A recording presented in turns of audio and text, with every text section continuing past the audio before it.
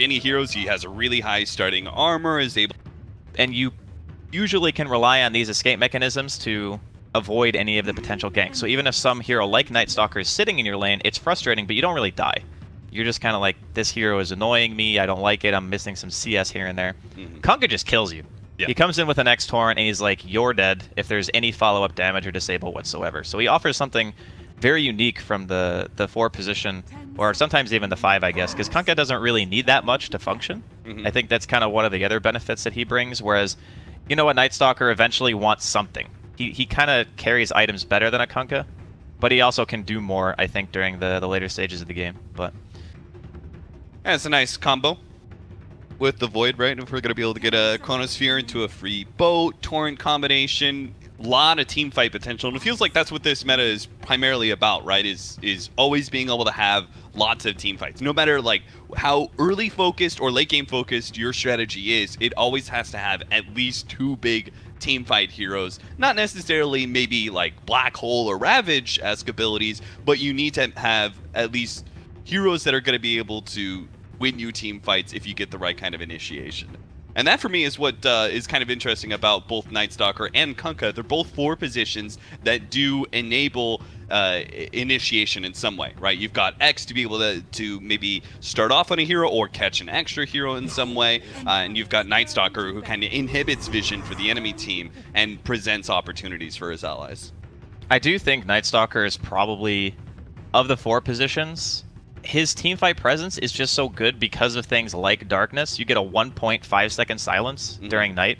Those types of things are ridiculous. His mobility is great. He can scout you out.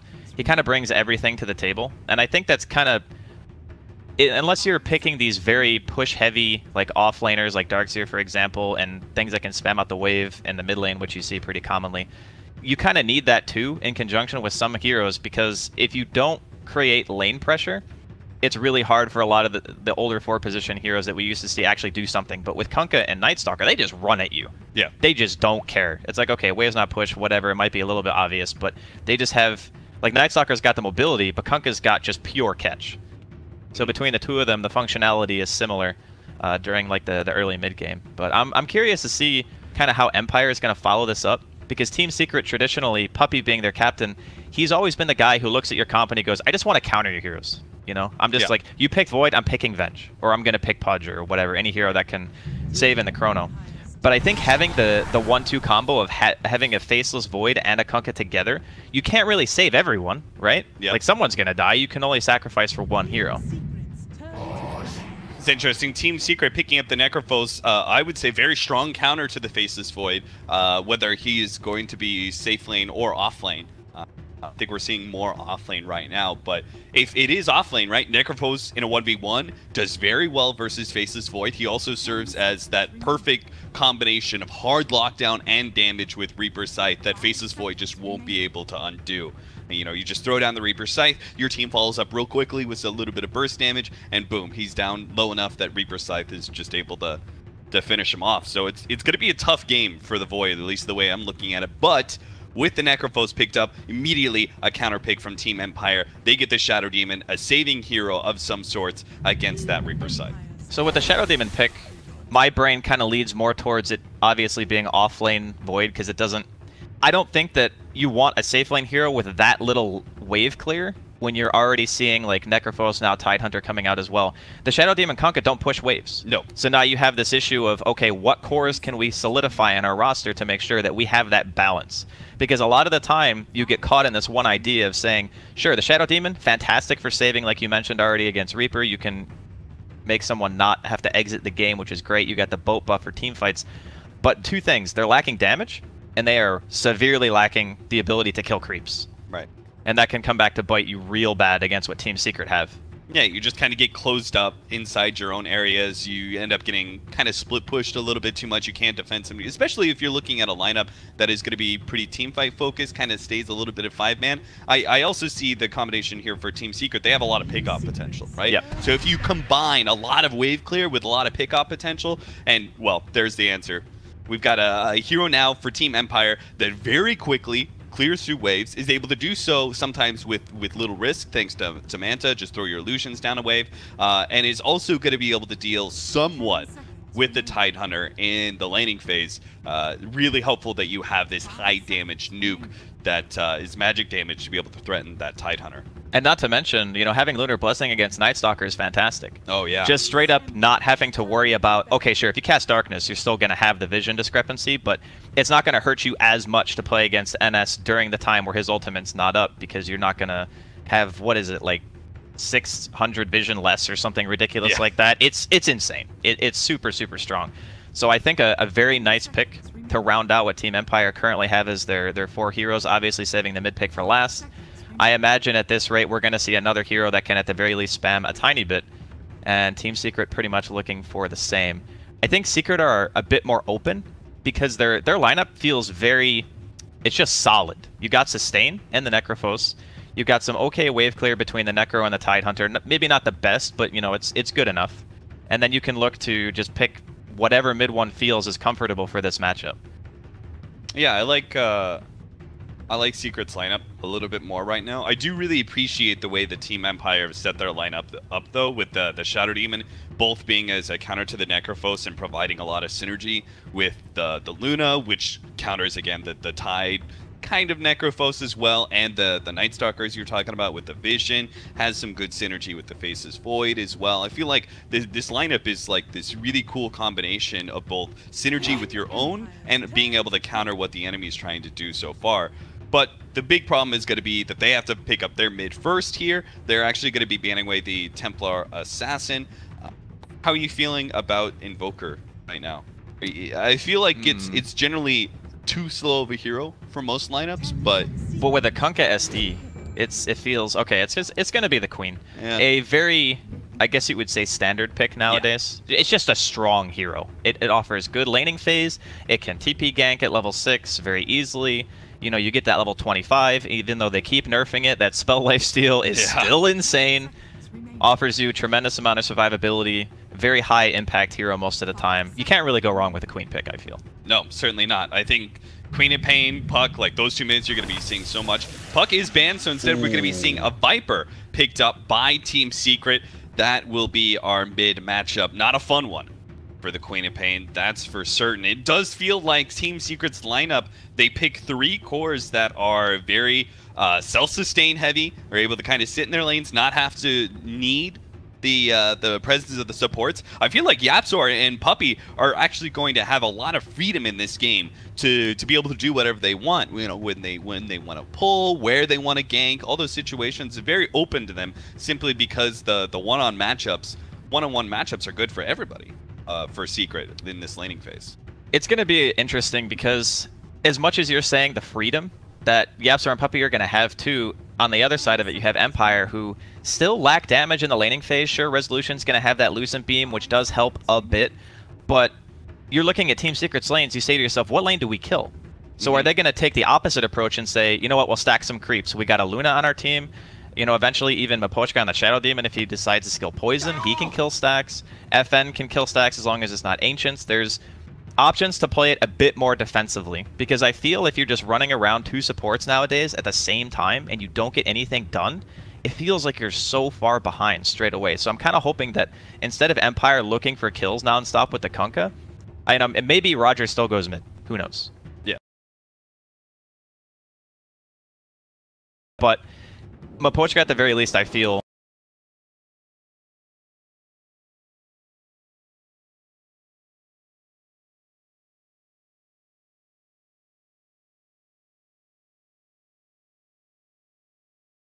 support right now is that you do emphasize a little bit in being able to find your own farm. Specifically, like, the 4 position is going to run around, and he's going to get a little bit under farmed, and he's probably going to pick up that tome to kind of boost it up. But as that 5 position, the support that usually sits in the safe lane a little bit more, I feel like it is very important for you to be able to get off at least 2 or 3 pulls in the first 5 minutes, just to be able to get your own source of farm. Because I don't feel like you can play the super hard 6th position as much anymore. You need to have more of an impact as a support than you used to. It's really difficult nowadays. I think that position 5, especially like you mentioned, just having to do as much as you need to with so little, and sometimes just stacking can be enough. You know, in this type of game, Apushka's Already up here with Resolution. Interesting wraparound from Team Secret. A late smoke and a wraparound right as the Bounty Rune's about to come up. They go for the Gush level 1 to try and beat down Resolution here and are going to be able to push him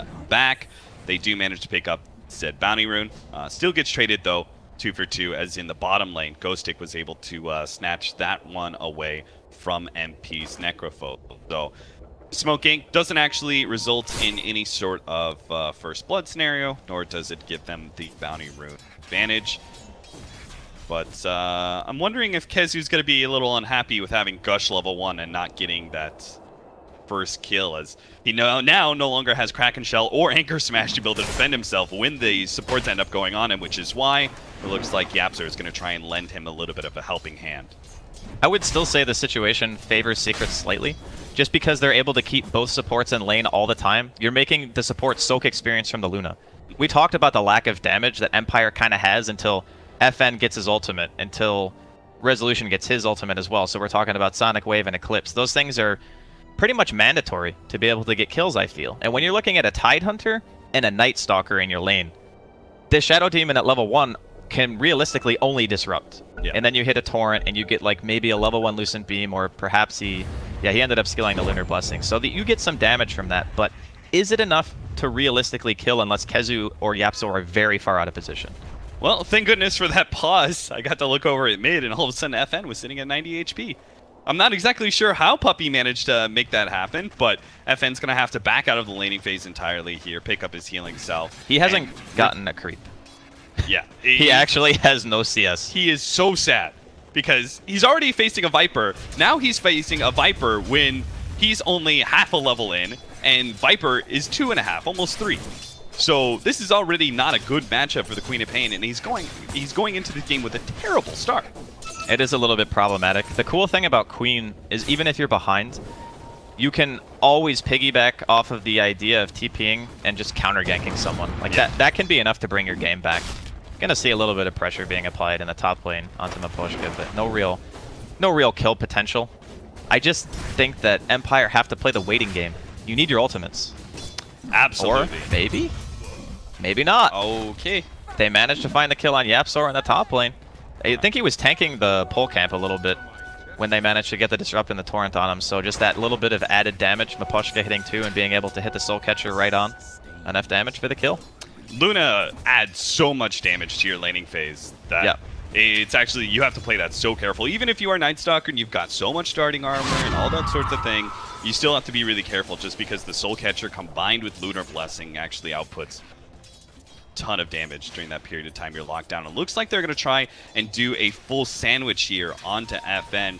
Night Stalker's kind of hanging around. I think mid wants, seeing if he can get some poke damage, possibly forcing a blink out of some sorts. There goes the blink, but unfortunately Puppey, he went expecting FN to go straight down. Might still be able to catch him though. The magic missile needs 2 shots here. One of it's going to be uphill. Does manage to hit that one. Still 10 HP. FN has a blink up in a second and will manage to get out. Yapzor unable to get that void off. Meanwhile, in the top lane, Kez is going to be gone on here. Body blocked by the Shadow Demon Illusions. Brought back by the X. And Empire execute once again in the top lane. Really good for the tri-lane of Empire to continually get these kills. It would be extremely unfortunate if they're sitting there with 2 supports this whole time and don't accomplish anything. So Miposhka and Roger are going to be more than happy about that. Sure, your Queen is having a rough game. To be totally honest with you, Cap, I have never seen this big of a CS discrepancy at 3.5 minutes, ever. No. Not in a... Actually, there was maybe one game where I think it was a Nyx versus an OD mid a really long time ago. Yeah. What have you done? Time walk forward to try and get some damage on an MP, and now he almost gets punished for it. Fortunately, that second Death Pulse doesn't manage to hit Ghostic, and does successfully hide his way into the trees. Kezu tried to do a little bit of neutraling there, but ends up getting interrupted. In fact, now he's going to be gone on. Soul Catcher, follow up into the X-Torrent. They're going to be able to get a lot of right-click damage, not even needing the disruption, which they still had at hand if he managed to survive through that initial jump. So we're seeing an Empire that certainly has enough damage to be able to deal with the Tidehunter in lane. And as you said, good thing too, they're committing both supports up to the top lane, but it's working. For now, I think that it's important to note, as a, you play a lot of offlane too, Cap, so you probably had these types of ideas as well, but I feel when you're playing a game like this, where the the support duo has so much kill potential that it's almost more beneficial for you to just eat the death and let your mid player win his lane. Yeah, I agree. Because if you go off map and you start farming the jungle, the enemy supports sometimes either they'll rotate for you in your jungle or they'll go mid. You don't want them to go mid this game. You want mid one to keep doing what he's doing. He is 36 and 15. FN has 5 creep kills and 1 deny. And honestly, if you're Tidehunter at this point, any offlaner that dies like 2, 3, 4 times in the first 10 minutes, it doesn't really matter. It does not matter. They're always going to make the comeback, especially farming offlaners like Tidehunter, like Legion Commander. They're always going to get their opportunity to be able to farm up, and they're just going to get right back into the game so quickly because Viper is definitely a space creator of sorts, right? He just pushes and pushes and pushes, and he forces the enemy team into fighting into a Viper, which means that Tidehunter is going to have his day to be able to farm up, get his items, get his mech, whatever he needs, and then turn into the off-lane core that you expected in the beginning. Yeah, I think that it's a lot of times you see these deaths and people say, wow, you're just dying all the time. And it feels bad to die in Dota. It really does. But in this case, for the greater good, FN's level 4. He's level 4. He was sitting in the jungle killing Ogre neutral camp. And he might just get dove here. Viper's already level 6, almost level 7. I'm not even sure if this Queen of Pain... Maybe he gets too close and gets hit by Viper Strike. You know, a Night Stalker could easily just run him down on the side. So he really has to sit super far back. Same thing kind of going in this bottom lane. Ghostix having a little bit better time. He's 22 CS in right now. That's very respectable for any offlaner, but he is getting kind of a 1v1 matchup. And it was, as we said kind of earlier in the drafting phase, it is a favorable matchup for NP's Necrophos. Necrophos doesn't really lose in a side lane, I don't think. It is like really difficult to beat that hero in a 1v1. Especially once he gets to like level 5, you get the 3 points and the Death Pulse, the regen. It doesn't matter what hero you are, it just becomes a little bit too much. Yeah, you can't, there's like no hero that can threaten you constantly. Right. So eventually Necrophos is going to be able to get the CS to get whatever regen back he needs. FN does manage to get the deny on the tower just before Yapzor wraps around.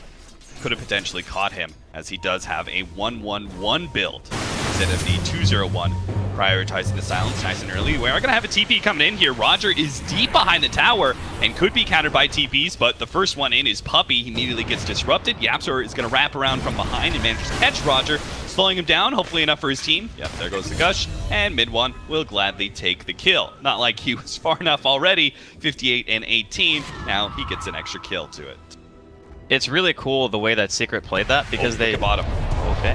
Nice setup by Resolution, but MP does manage to get into the trees, and now they're gonna have to throw down the Chronosphere as well. That's 2 really big, long cooldown ultimates to kill MP's Necrophos.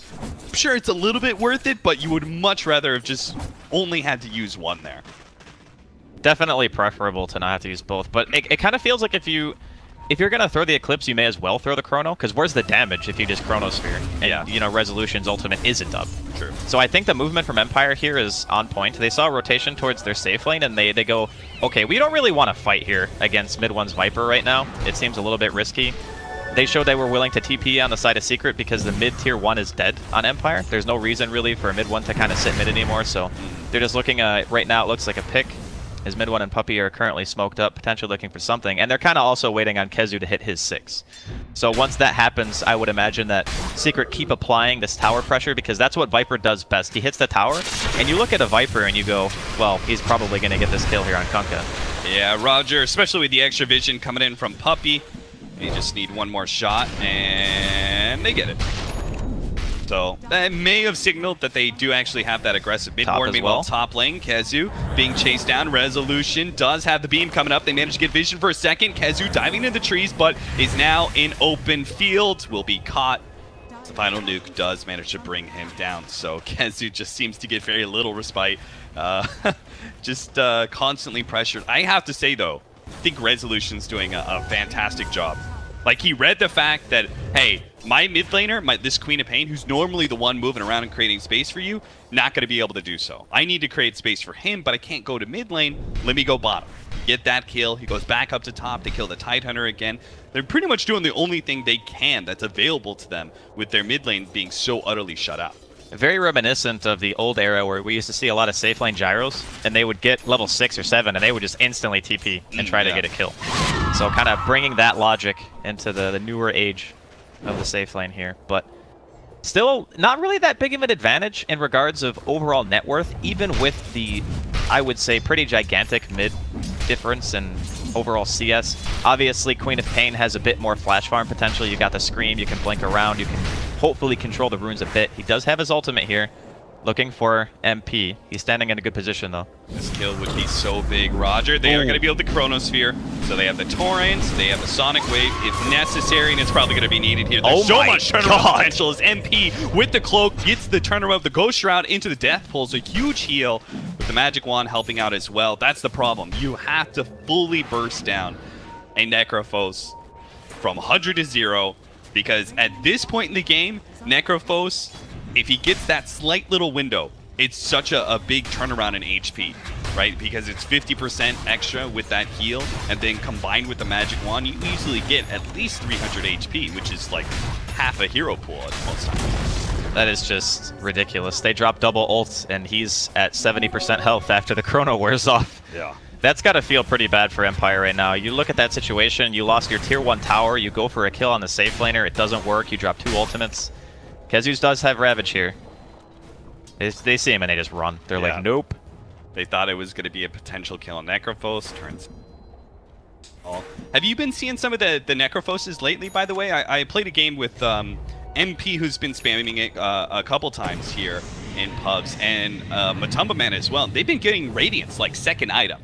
I think it has a lot to do with the fact that the hero just wants to deal damage by existing. Like, a lot of the time, you don't really scale Necrophos in damage. You typically scale him in survivability.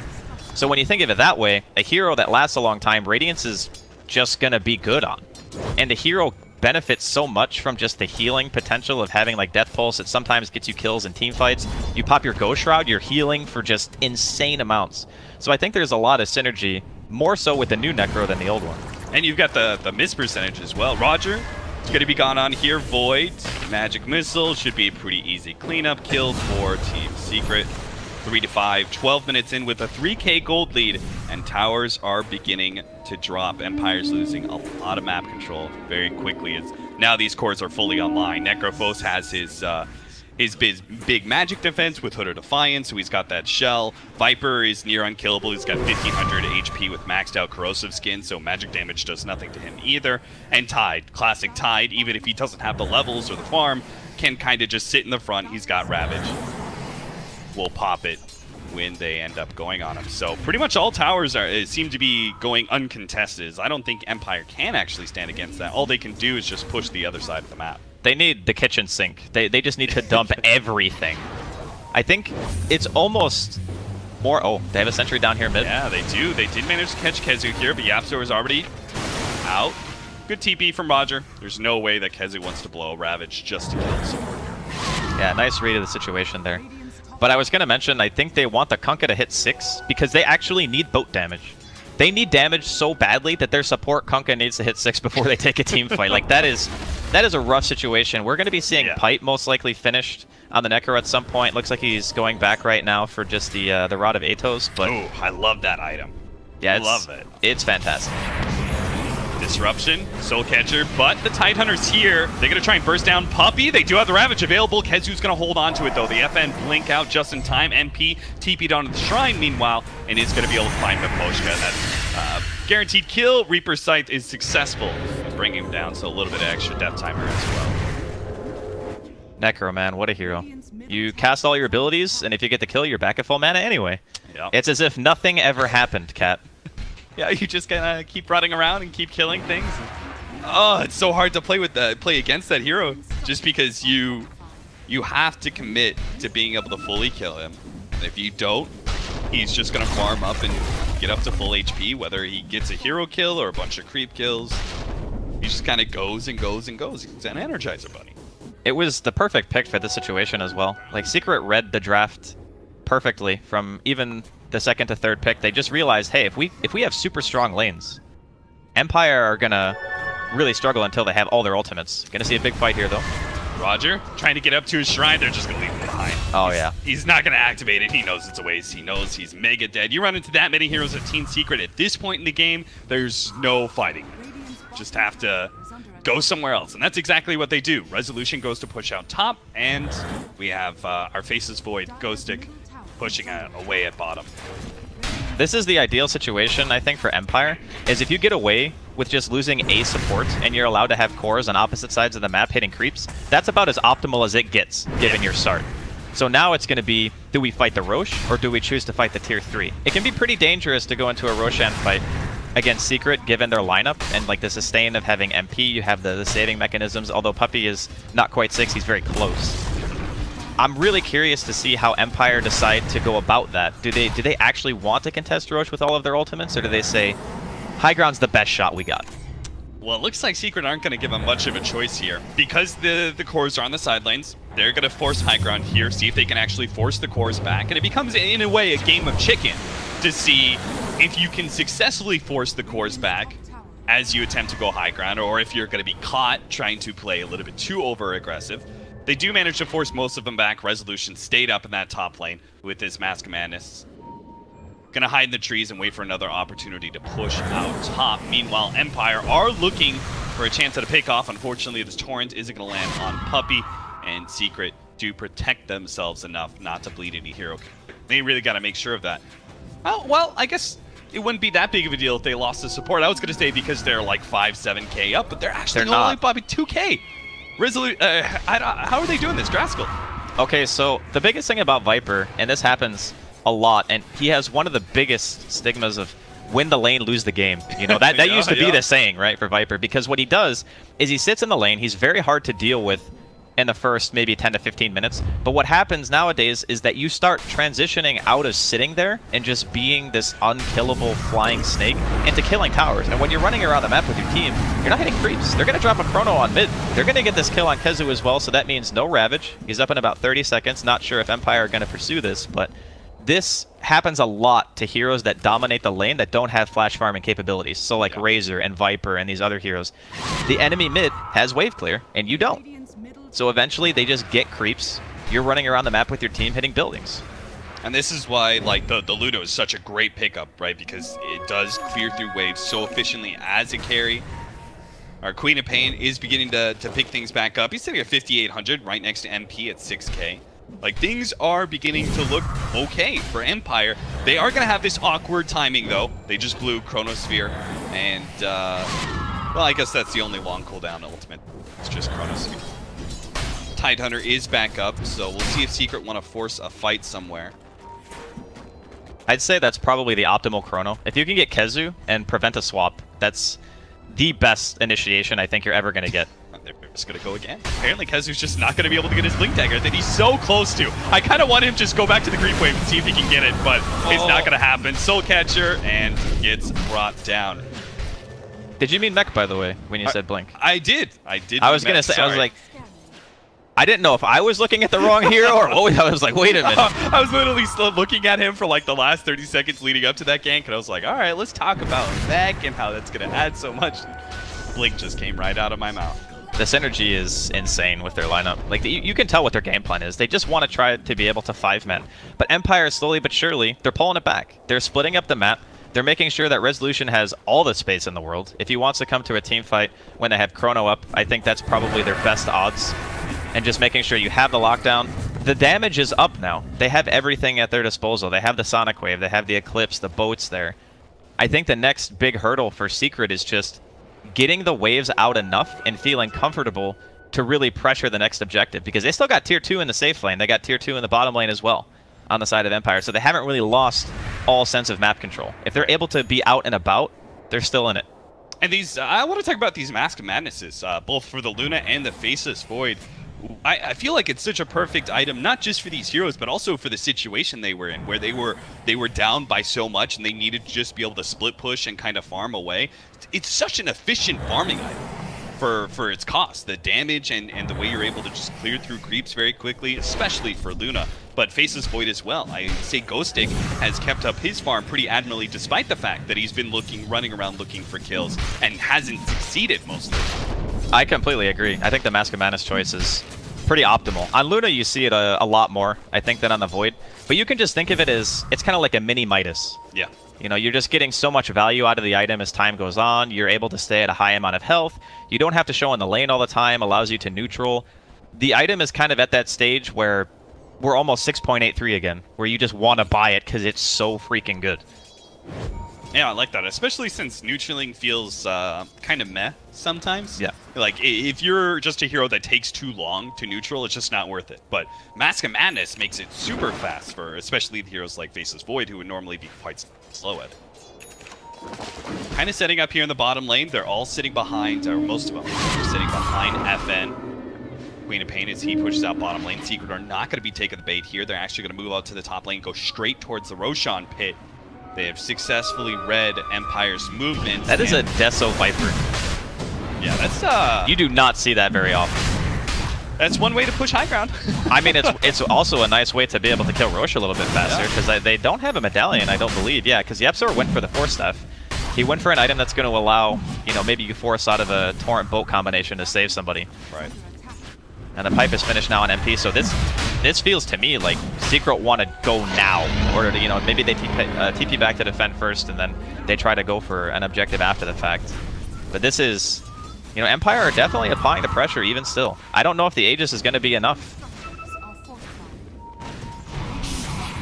Secret apparently are not going to want to give up this tier 2 tower. I thought they might just go down mid and give up the tier 2, but instead they're going to fight, and maybe Empire might not expect that. Miposhka is going to be set up here for the potential disruption, but they leave it. Yule Scepter is going to be able to save him. Ravage goes off the side, going to be able to cut down 2. Reaper's Sight managed to catch the Queen of Pain before she managed to get out. They do manage to get the Shadow Demon, the Queen of Pain at the end. 60 seconds on the clock for that Queen of Pain.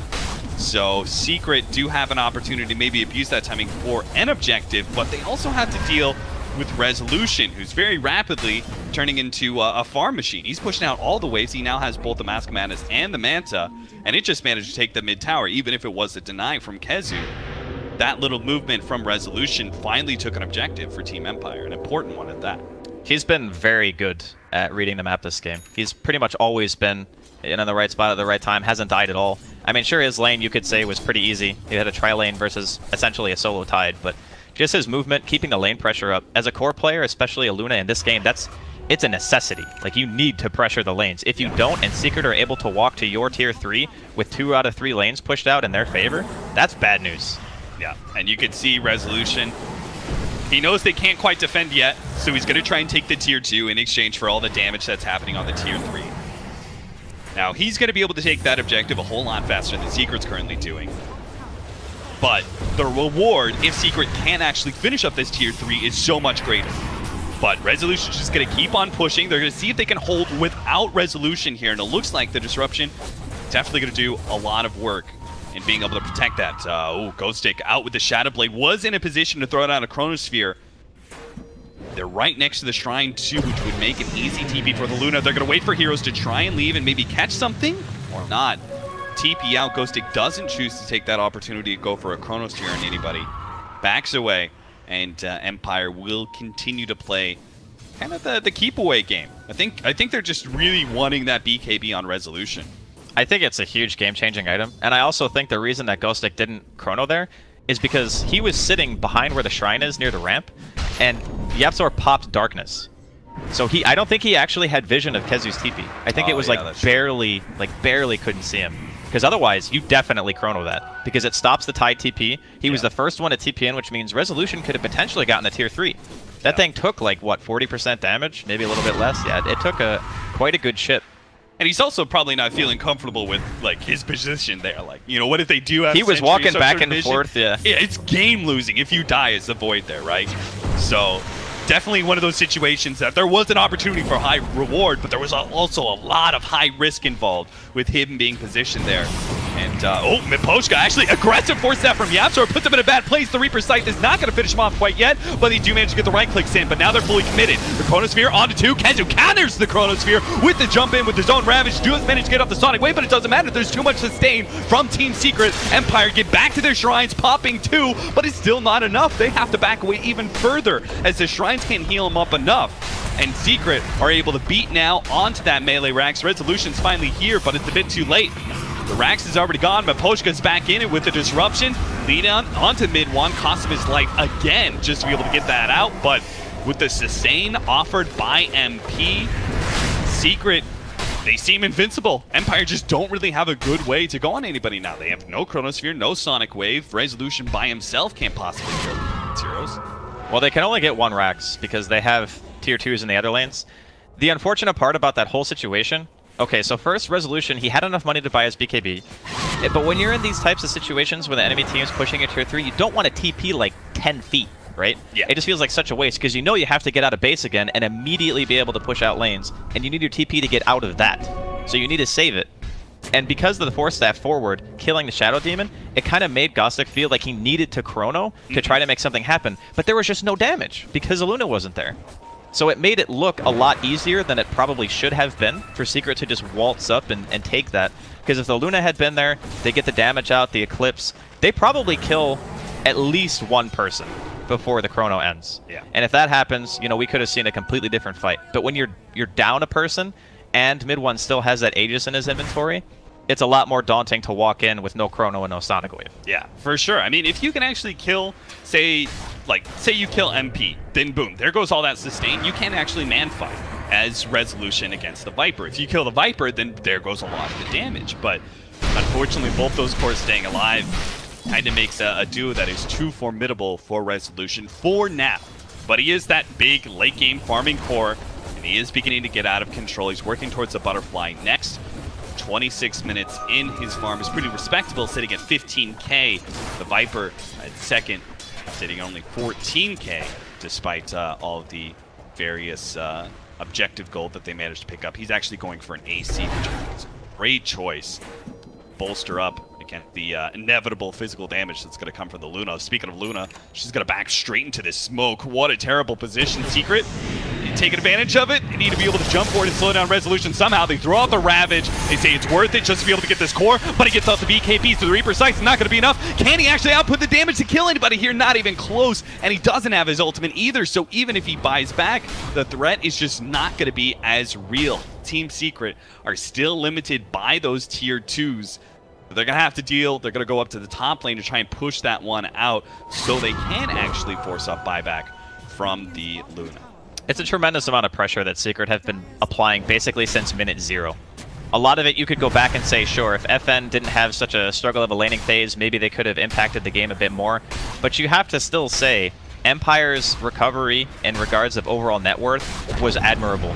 Like, they overcame one of the biggest mid discrepancies I think I've ever seen to bring FN. Like, he's not top of the net worth, but he's in a really good spot considering the circumstances. And yeah, the unfortunate part is Resolution popped everything before he died. So now this defense is going to be, I don't want to say impossible, but it's certainly not going to be easy. No BKB, no Eclipse, no point in buying back, that's for sure. And it seems like Secret are going to let up on that push. Spend a little bit more time farming. They've got some big items coming in. Looks like the Reaper Scythe is going to be...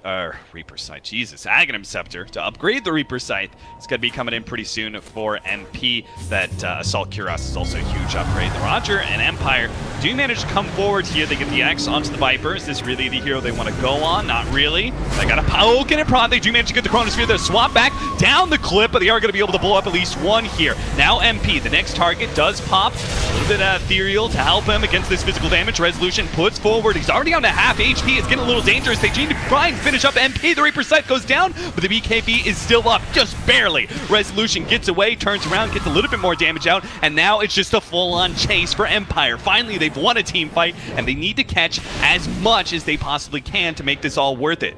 Looks like Kezu is eventually going to go down here. There's no real escape for him, so they're going to be able to get 3 kills off of that team fight. A huge swing to the favor of Empire, but if they're not careful, they may actually lose a hero of their own here. Yapzor unable to get off the silence, though, against Lincoln.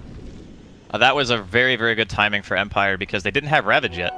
So, like, if Ravage was up for that fight, you saw the way that Kezu blinked in. Yeah. He had really good positioning if he had his ultimate off cooldown, but unfortunately it just wasn't the case. So they were able to take out MP. And I didn't really think about this before, but Time Dilation destroys Necro. Oh, it does. Like, you wanna cast Death Pulse a lot during team fights. It's only a 5-second cooldown. And that's before the talents that let you lower it a little bit more if you choose to. I think it's his 25, yeah, so like by 1 second. There's not really a good, like, if he gets Lotus Sword, he removes the time dilation, but it doesn't really do a whole lot else, right? There's not any huge single targets that you're going to be blocking away. You don't want to go BKB because it affects your Ghost Shroud. It's kind of like just not a real good winning scenario for MP. He's just kind of always going to be screwed over by that. You just want someone else, like maybe, you know, Puppey gets it, maybe Yapzor eventually buys one, but he does also have a Glimmer in his inventory on top of that. So they have methods of saving, and it took a lot to take down MP, even though they're going to catch up in here. He does not have the silence, though. Obviously, to throw the silence down to block the Lincolns. They are going to be able to get the swap back, though, so maybe they can kill Mule Scepter. And a blink, not forward. To the other side? No. At least you can say going to be looking on the bright side for Empire. He didn't get Reaper Scythe. He didn't get Reapered. He also managed to dodge the Viper Strike and the stun with a single Yule's cast. That was definitely cool to see. But yeah, you're not getting away from that. That's just troublesome. But in the meantime, another Roshan sneak. This time it's going to be from the side of Empire. They're not killing it super fast, but they have a tier 2 in the bottom lane. So if Secret were to contest this, they needed to be here a little while ago. Yeah, the exchange is not that bad, right? I'd say it's actually better. Yeah, to be honest. Because, okay, you have an Aegis on Resolution. He can just go in, you know, YOLO, doesn't have to pop his BKB. And then, Cheese as well. Yeah, this is a, I would say, they don't get caught. Yapzor here does manage to stop Boshka. That's one. Ghost Stick. Looks like his Shadow Blade is going to be enough to get him away. Just barely, though. Making the best of a bad situation. I gotta say, Empire, again, the lanes were not ideal. And when I say not ideal, I mean they got trounced in the lanes. Like, they really did. Sure, you killed Kezu like 3 or 4 times. That's, you know, kind of expected if you keep showing in lane. But the way that they're holding off, given how bad the early game was, a lot of teams would have crumbled to that pressure. Yeah, it's amazing what they've managed to accomplish. So little move. So little room to maneuver in this map. They just were able to farm up a lot of space for Resolution. They just kind of created. They got a couple of very key kills with their combination. Chronosphere and Eclipse, or Chronosphere. Secret are beginning to stall out a little bit. They still have, I think, all the mechanisms. Oh, he actually changed it up. No Aghanim Scepter for MP, actually goes for the Force Staff instead. And just has a value point booster for now.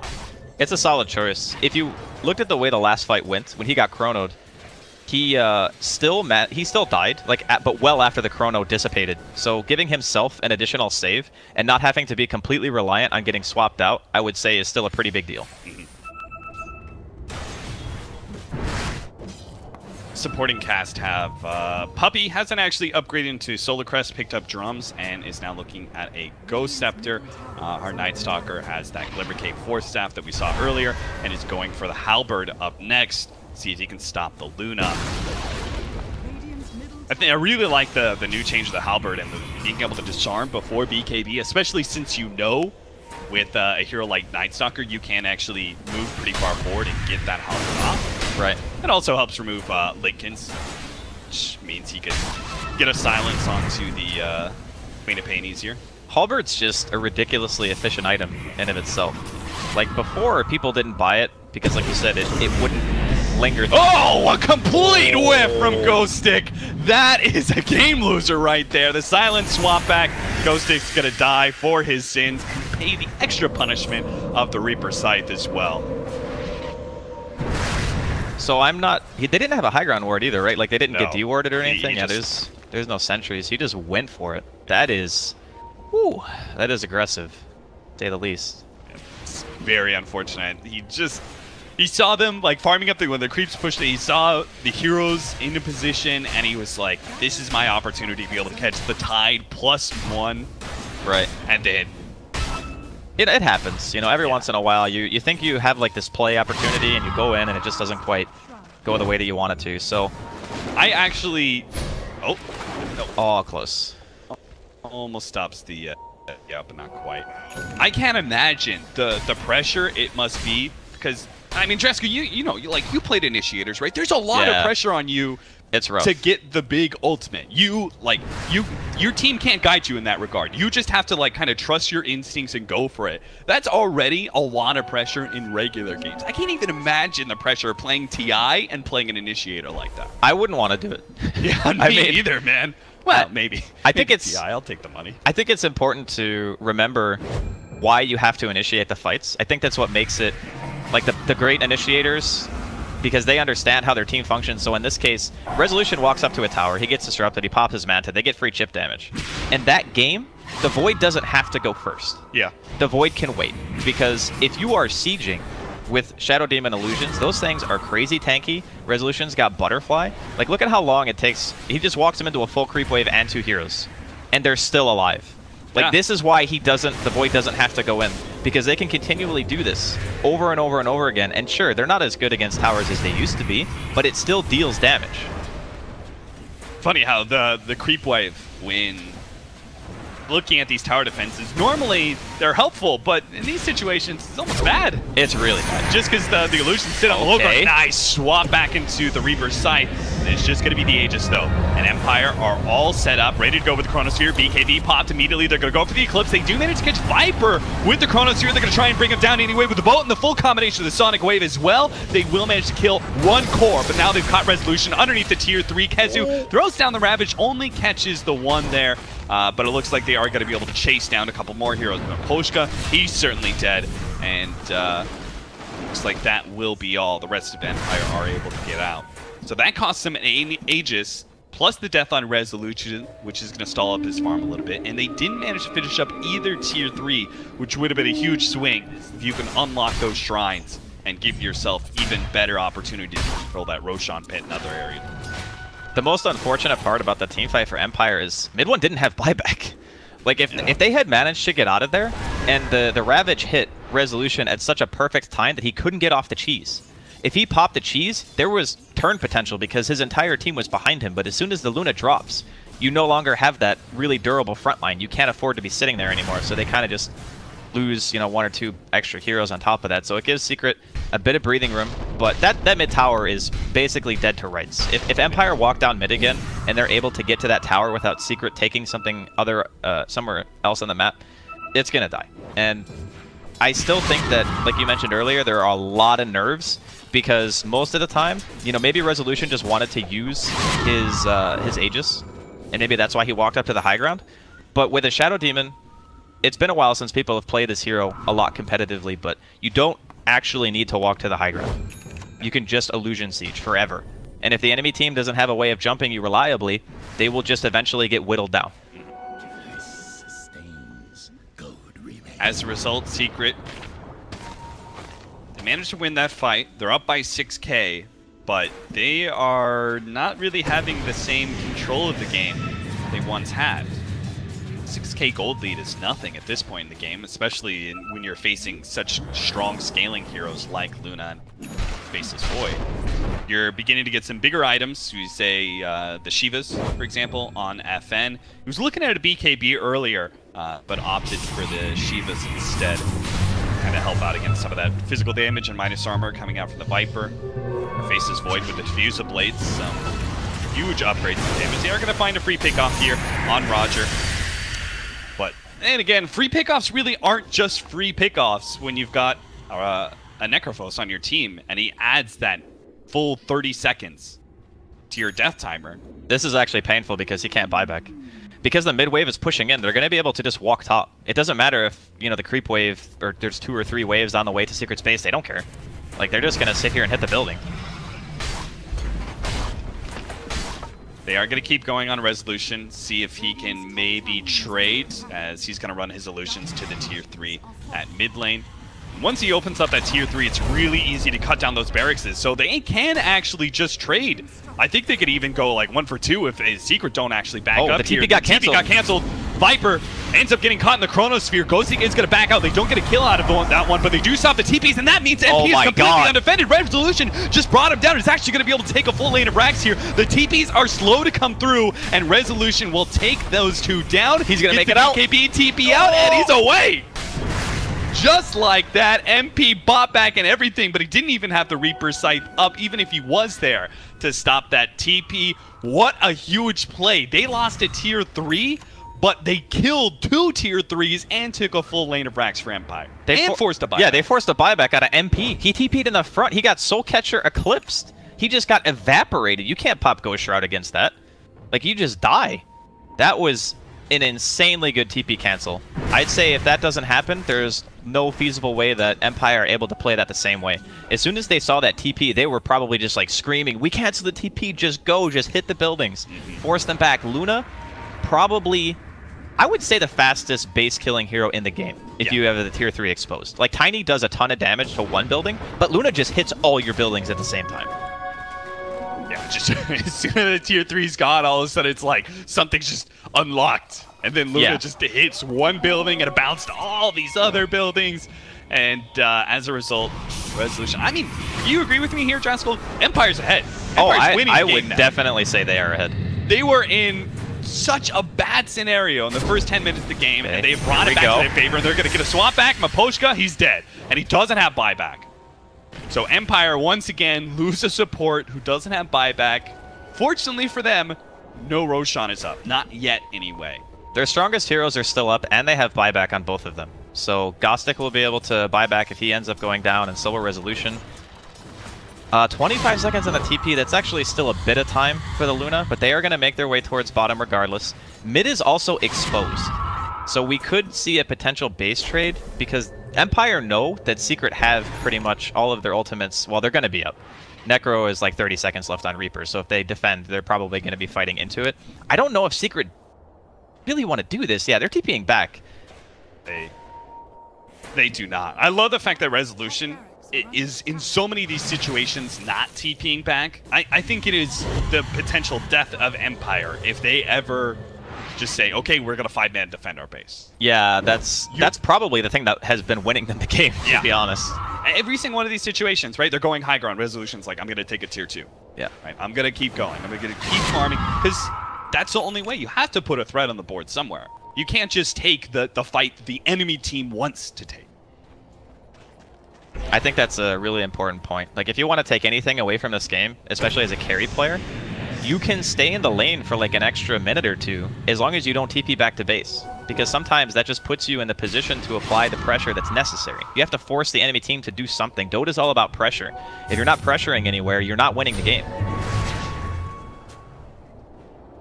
X just to make sure that Luna gets that illusion, gets out safely. See, the vision is a little bit better for Team Secret, being that they have Night Stalker. That, plus they have the gem. Here we go. But we are going to have the smoke up wraparound from Empire. Dude, look at those illusion runes just demolishing. Like, they're so good. Like, one Manta pop and one illusion rune, you have 2 lanes pushing at the same time. Let's see, they did see Viper up there. Ports the Secret Shop. Are they going to try and cut up there to fight into that area? They got vision. They got vision around this area, so it feels a whole lot better. Nighttime is gone as well. Took on the front line. It's going to be able to get the Chronosphere onto 2. They see MP. They go for him first. Throw out the Sonic Wave. Unfortunately, Resolution got caught at the tail edge, but it doesn't look like it matters at all. The 2 in the Chronosphere both end up dead, and it looks like they're going to get Yapzor as well. That's going to be a gem dropped, and Empire in full offense mode against 3 heroes with no buyback. Oh my god. Roshan's up, so I think they're going to go for the safe play. It makes sense, because they probably feel like they're ahead at this point. They're like, okay, our heroes are online, our Luna's gigantic, they don't have anything to deal with this. As long as the Chrono hits at least 1 hero, it's like, okay, yeah, if Puppy swaps, you're gonna die, but Puppy still has a fair amount of items, you know? It's not like, it's not nice to lose your Venge in the beginning of the team fight. But a really nicely placed Chrono from Gostic there makes up for the little bit of a snafu he had earlier. He hits the core and the Venge at the same time. That's perfect. That's exactly what you want. And it's all thanks to that smoke that they had. They pushed through mid, got the vision down. It's not a hugely tricky play, just solid fundamentals by Empire. And now they have the potential to end this game right here. 20 seconds still from the next post gone. They do have a little bit of problem dealing with this Viper, but the illusions have no problem at all. They don't have to worry about their HP. They just keep on pushing forward, getting damage, chipping away, and both the Viper as well as that range Rax They've got time, plenty of time with this Aegis, X and a Torrent, but no Chronosphere to lock down that Tidehunter, and I think that's really where Empire need to bide their time. They can actually have the Chronosphere up again, and if they get the right kind of initiation, I think the game is over for Team Secret. I don't think you can fight it anymore. It could be. It could very well be that. The MKB on mid one has been enough to force them back. The combination of having the Butterfly and the Illusions on top of that was really annoying because they didn't have any reliable way to bypass the evasion. But now that the Viper has that MKB, and he's got the Hurricane Pike plus the extra 75 attack range, which you don't really see a whole lot, but when you're on the defense, it feels like the better choice, because you can stay, the farther away you can be as Viper, the better, while still hitting somebody. I think he's probably the last bastion that Secret has for this defense, because MP had a fantastic lane. He crushed it, right? But he can only do so much now. If he's chronoed every single team fight, and he's eating like a Soul Catcher and an Eclipse, you can't really do anything about it if you can't buy BKB, right? Yeah. Which we already talked about earlier. You don't typically want to buy BKB on Necro. Yeah, because then you can't actually use Ghost Shrouds, so very awkward. And just look at the lanes. Like top lane, there's just Illusions already. Yeah. Just beating down the creeps. Mid one actually ferried himself out a south just so he didn't have to go all the way back to Fountain because he wanted to push out top lane because he knew that they're just going to get hemmed in. Right, so he goes and he's like, every little second counts. I need to push out this top lane. But even that little bit of extra effort by him is immediately just reversed by the fact that Resolution is able to have his Manta Illusion to push out that top lane. Now Secret are actually pushed in on all three of their lanes. They've got double Siege Wagon beating on their mid-racks right now while the Illusions push in through bottom. This is the absolute ideal situation for Empire. Got everything going their way. Now can they just close that out? Here comes the BKB Chronosphere. They're going to be able to get the Viper, but there's a little bit of a Ravage there. Does manage to control some heroes, but not the BKB Resolution. That is the big threat. And that's why the Tidehunter almost dies to him, but fortunately the Swap Back managed to save one core, and Tidehunter tanking enough to live through the other one, but the Raxes just cannot be saved. It looks like the Cliff provides a momentary respite, but the Bouncing Glaze are going to rip him to shreds, as well as the heroes in the back lines. MP is still having problems with them, and Resolution goes straight for the throat. He wants to finish up this last mid lane of Rax to get the Megas down. They manage to get Kazu here into the Torrent. Resolution does just a little bit of damage to finish him off. He looks like he'll lose his life finally, but that's just the Aegis. They do manage to bring down the Void. Maybe with the supporting cast, can they bring down Resolution? They just can't quite catching up to him. Maposhka gets caught out. Mid one managed to finish him off, but they really need this Resolution kill so badly. Torrent onto 2. Beautiful play there from the Kunkka that's going to slow down a lot of these heroes, but it's Resolution. Finally gets caught by the Gush, immediately reverses that slow with a Manta, and they give up on the chase. Yes, Secret held ever so barely with just a range Rax at 400 HP, but they didn't get anything big that changes the nature of the game for them. And even with those 2 heroes dead on the side of Empire, there's no Roshan. And now they got to push the lanes out. That's really the problem. Like, they need to kill creeps. The Luna and the Illusions just pushing side lanes all the time. It's slowly but surely just kind of choking them out of the game. They're not able to find as many opportunities to take fights because they have to worry about, like, mid one bought a Mail Soul. They need this kill. They need this kill so badly. Yapzor ran into an Invis FN and they got him. So they get a Reaper's Sight. Again, not really that game-changing by itself, but it's a drop in the bucket. It's a start. Thirsty as hell. It is a start, and you need one at this point. You need heroes off the map, especially the heroes that kill the creep waves the fastest. So the Queen of Pain and the Luna are the 2 best at just shoving out the wave. With those off the map, that is probably the best thing that Secret could hope for. Maybe killing Resolution is going to be a bit more, it'll make you feel a bit better, but I mean, God, how do you actually kill him? Butterfly, Scotty, BKB Lincoln's Manta. Yeah, I love his itemization in this game because a lot of the times you wouldn't see so many defensive items on Luna.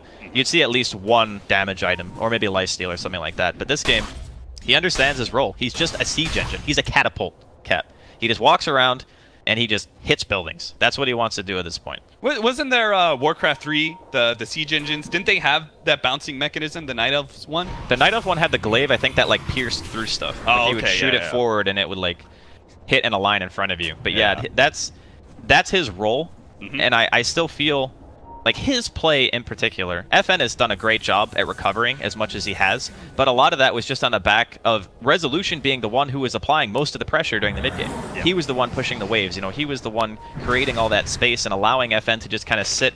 A lot of the time, he was just farming the jungle. You don't see that very often on a Queen, but his lane was so hard.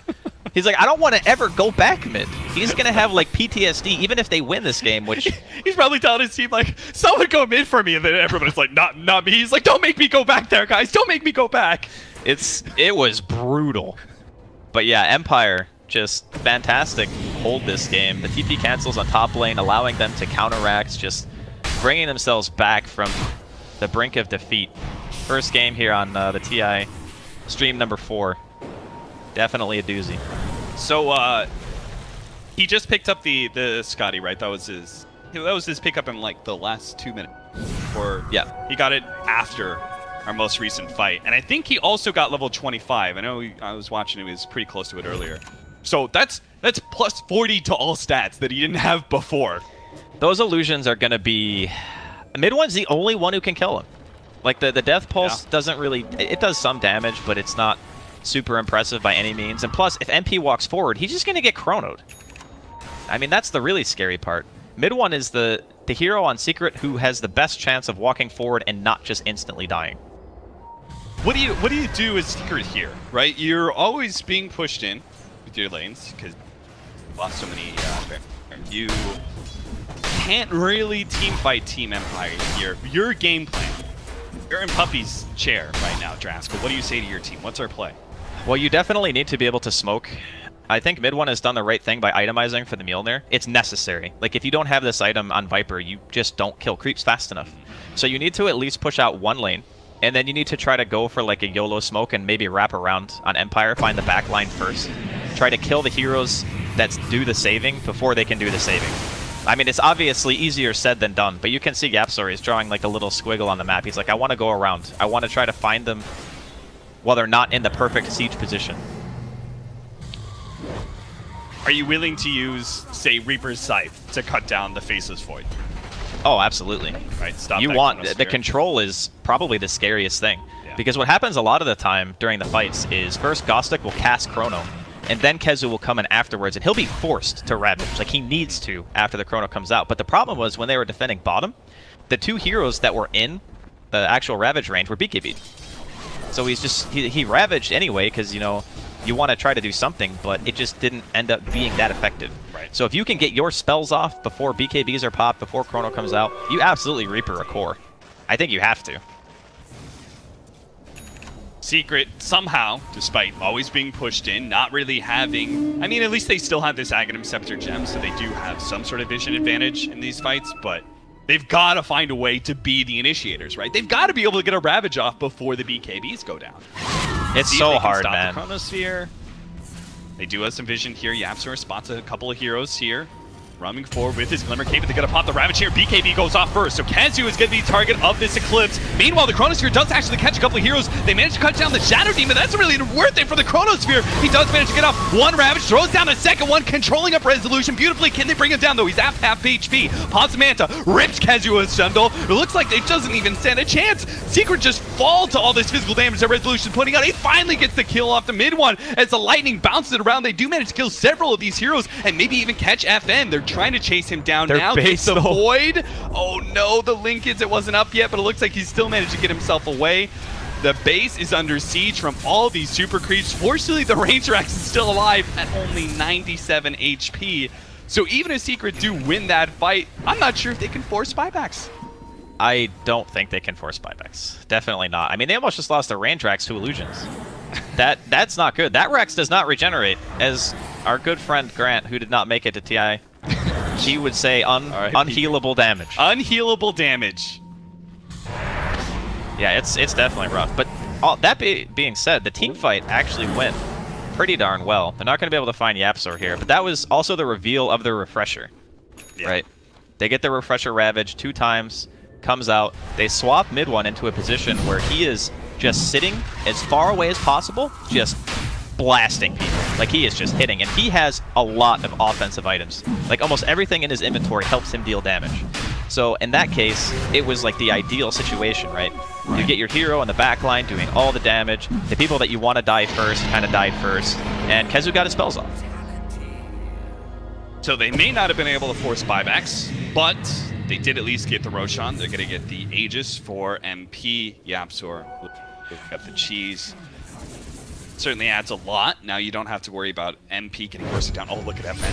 Yeah, he's going to go for it. And I don't think they're even going to be able to kill him. Swap back. That's going to help. Oh, doesn't actually blink over the cliff there, so he's going to be stunned up. The Reaper Sight, the tier. Oh. Yeah, they do bring him down 120 seconds, but he has buyback. That is certainly worth it because it's going to force Secret into a push, right? I don't think they can play the late game against Jacob. Definitely not. I mean, unless Puppey wants to transition into a core and buy his own Maelstrom. Yeah, he needs a lot of items to get there. There is just so much lane pressure now being pushed the way of Team Secret. They can't... It's really hard to get out on the map being like even a Rax or two down against the Luna lineup when they're able to just freely walk around the map. But being Megad is just an entirely different beast.